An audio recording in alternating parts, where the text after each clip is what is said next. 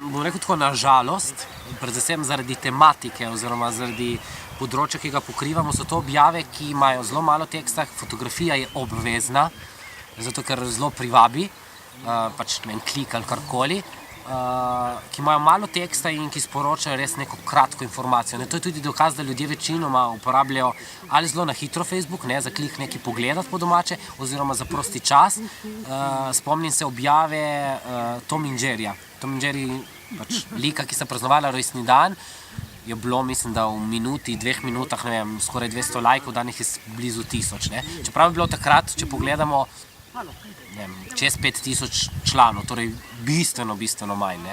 Tako da še dan danes za neko popestritev oziroma za neko vmes, kako se temu reče, pač...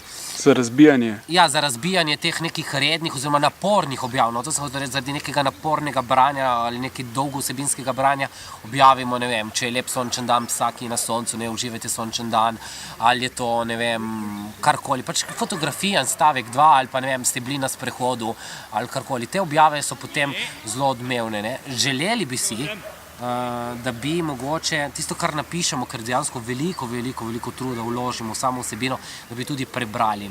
Oziroma, da, ker smešno mi je, ko napišeš res vse detaljno, ali pravila, ali neko informacijo, in potem te neko splošno informacijo sprašuje.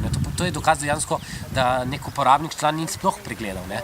Ko smo organizirali fotonatečaj, jasno piše, kam poslati, in potem od spodaj prvi komentar, kam pa pošljem fotko. To pomeni, da je res pogledam ali pa stisne like, tako da se ne oziramo na to, da če ima ogromno lajkov, da je ogromno ljudi pogledalo, zato ker dejansko ni to merilo.